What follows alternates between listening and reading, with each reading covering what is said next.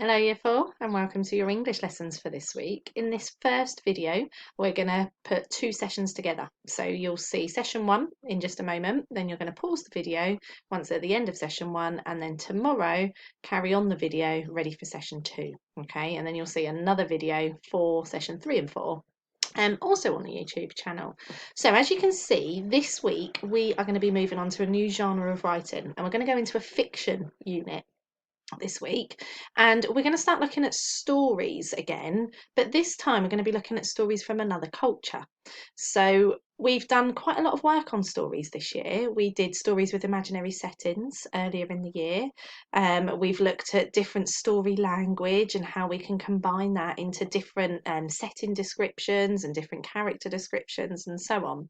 So we're going to look at a completely different type of story this week, where we're going to be thinking about stories that come from another culture or another country. Okay, and we're going to be turning the inspiration from those stories into our very own stories starting next week. Okay, so we're going to be watching or listening to certain stories where we're going to start thinking about exactly how they're different to types of stories that we might have here in Britain. And the stories that we're going to be looking at will be stories from Africa. Okay, and you'll see that the stories are very specific to the African culture. So we'll be thinking about the different types of weather, perhaps, that we can see in those stories, the different types of characters that we can see in those stories. We'll be thinking about the different language that we might see, the different ways the characters behave in those stories. And we'll be able to compare the story from a different culture, the African culture, to our British culture. Okay, and we'll be using that as an inspiration to write our own. So, to start off with, then, we're going to be looking at a particular type of story, and we're going to be looking at African folk tales this week. And we're going to be thinking about the different folk tales that Africans would tell each other over generations about animals in particular. And the African folk tales that we're going to be looking at usually answer some sort of a question about those animals. So it might be questions like, why do flamingos stand on one leg? And the story will be able to explain why Africans believe that that happens. Okay, it might also be why monkeys swing in trees, perhaps. So what we know about the animals that are very familiar to us, and particularly in the African culture, the animals that are familiar to them, it's beginning to answer questions about them. Okay, so to start with, I want you to watch a version of that African folk tale, and you're going to find that as a YouTube clip. So if you head over to the Google Drive, saved in the English folder in this week's Google Drive, you'll see that this PowerPoint is saved in there. Okay, I want you to go through the PowerPoint to this page here, where you can click on the picture, Why the Elephant Has a Trunk, and you can watch the African folk tale. Okay, while you're watching, I want you to be taking some notes down, and I want you to just take some notes on any piece of paper in a notebook or scrap piece of paper, that's fine, but I want you to take some notes down that will explain how you know that that story, Why the Elephant Has a Trunk, is a story from a different culture. Okay, what clues do you get from watching that story? It might be the setting is quite obvious. What do you notice in the setting that tells you that that's a story set in Africa? What do you notice about the characters included in that story? How can you tell that it's a story set in Africa? What about the language that was used? Do you notice any language perhaps that shows that it's a story set in Africa? There might be other clues as well, okay? So I just want you to take some notes of all the different things that you spot while you watch the video, okay? So pause this video here, head over to the Google Drive and watch Why the Elephant Has its Trunk. I hope you enjoy. Okay, so I hope you've enjoyed Why the Elephant Has Its Trunk. I love these types of stories, and I hope you're going to be excited to see that we're going to do lots more of them as the week commences, okay, as the week continues. So, what did you spot? How could you tell that Why the Elephant Has a Trunk is a story from a different culture. What things did you come up with? I'll share some of the things that I came up with. So I noticed that it was a story from a different culture because of where it was set. It was set in a great wide open space, one of the African plains. I know that they were talking also in the setting about the watering hole and the elephant going down to the watering hole for a drink. That's a very specific place, and the African plain. Also, the trees I noticed were very particular for Africa. I was also looking at the characters. They were very specific characters for Africa. The chameleon, for example, the monkey, the elephant. Okay, they're not necessarily animals that we'd find in the wild here in Britain. So it made it clear that it must be an African tale.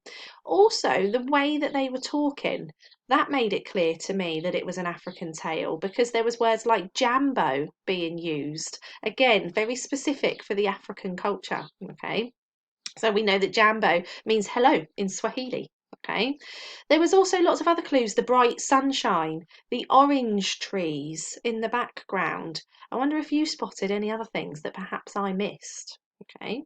So now that we've got a good idea about what that story was about, I want you to use the Story Mountain plan that's on the Google Drive. And again, if you can't print it out, just jot your notes down on a scrap piece of paper, draw the boxes yourself if you want to.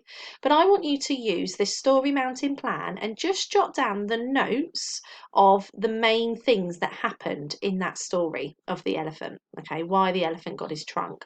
So I want you to think about how the story is broken up into the different sections, and you'll see that there are 5 main sections throughout the story. Okay, I want you to think about what happened in the introduction of the story. Okay, what was the problem with the elephant to begin with? Okay, who introduced the story as well? Was there a narrator? Perhaps that might be a common theme as we look at more of these stories throughout the week. As it moves into point 2, the second box on the Story Mountain plan, what was the main thing that the elephant did? So after the initial problem was introduced, make sure you jot down what that problem was. What was the main thing that the elephant did? Then you'll see the elephant had a bigger problem. What happened to the elephant that made it a big problem? Jot some notes down in that box there. Into box 4, how was that problem solved? How did the elephant get out of that problem from point 3? Okay, what happened? Who helped, perhaps? How did they help, perhaps? And then finally, in box 5, what happened at the end of the story? How did it link into another story, perhaps? What did you spot? Okay, so jot down your ideas. If you want to watch How the Elephant Got His Trunk more than once, please do, so that you can get a really good idea of the structure.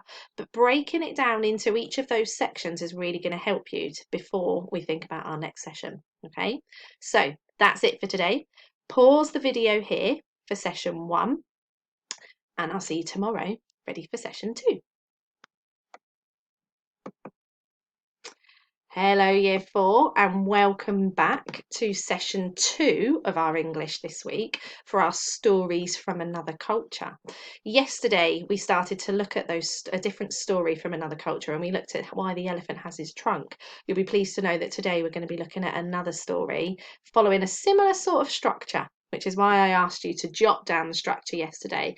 It would be helpful if you could have that Story Mountain from yesterday to hand today, so that you can compare what you did in yesterday's Story Mountain about the elephant, why the elephant got its trunk, and we're going to be using that a bit later on in the session. Okay, so thinking back to yesterday then, we watched the story of why the elephant's got its trunk, and we made notes on that Story Mountain plan.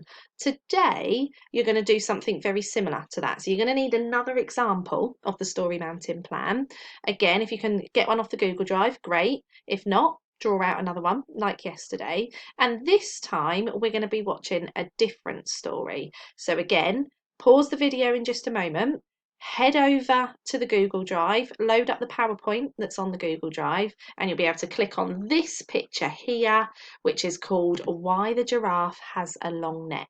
Okay, I want you to watch it first of all, just one time through, and just watch it so you get a really good idea of the story, and then watch it again a second time through. And as you watch it a second time through, I want you to take notes on your new Story Mountain plan just like you did yesterday. Okay, the boxes are exactly the same. So I want you to just think about exactly what happened in the first point, in the second point, third point, fourth point, and fifth point, and so on. Okay, once you've got both of them alongside, we'll then be able to compare them. Okay, so pause this video here and enjoy why the giraffe has a long neck.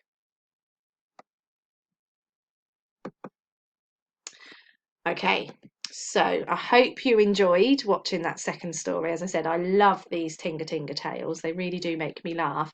And I wonder if you spotted any other things in that second story today that also showed that it was a story from another culture. I particularly noticed the accents today that were there. I particularly noticed what was in the background of the story that helped me know it was a story from another culture as well. So again, lots more clues that are coming out that tells us it's a typical African story. Okay, so now that you've got both story mountains, you'll be able to start comparing them, and you'll notice that things happened in the elephant story in the same way that things happened in the giraffe story. Okay, they have a very similar structure, and it's that structure that we're going to really understand, really unpick, so that we can start thinking about using that structure to write our own stories similarly. Okay, so I've had a go at doing this for you, and I'm hopeful that your story mountains will look something similar to mine. Okay, so from watching both of the videos now, I know that right at the beginning, the main character is introduced. So the first video, it was an elephant. In the second video, it was the monkey. Okay, the main character is introduced.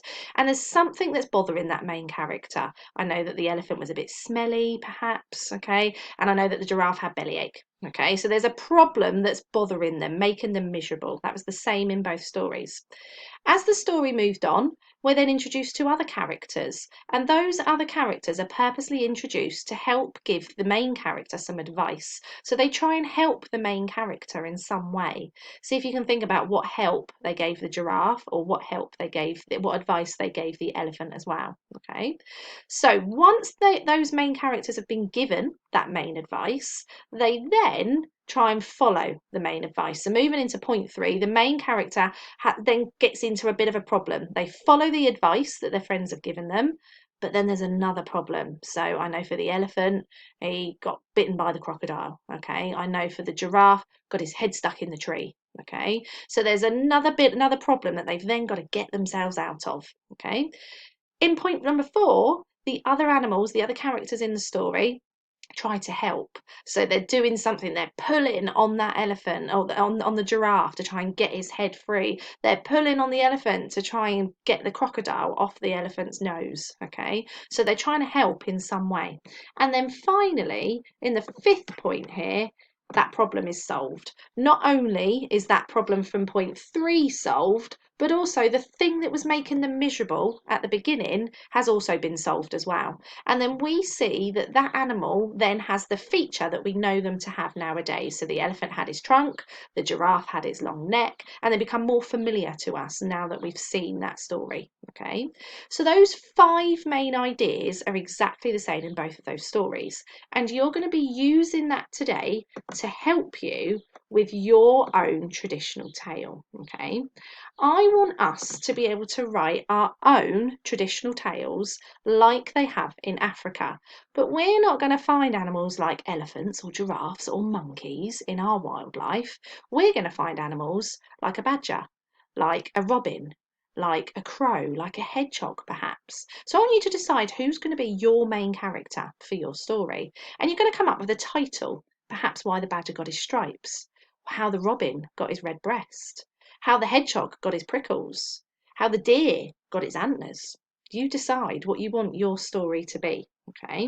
And I want you to think about how you can use your story mountain structure from the African tales to help you come up with the idea for your story. So you're going to use a 3rd copy of the story mountain structure now, okay? And I want you to use exactly the same structure that we've done in order to write your own story. So you can see my story here is how the badger got his stripes, and you can have a read of mine. You can pause the video, have a read of mine, and see exactly how I've created use that structure to help create my plan. Okay, so That's your task for today. I want you to use this story mountain structure to come up with your very own story with a British twist. Okay, look forward to seeing your plans. I don't want you to write your stories yet. I just want you to create your plan for today. Okay, I look forward to seeing them. Take care, guys. Bye bye.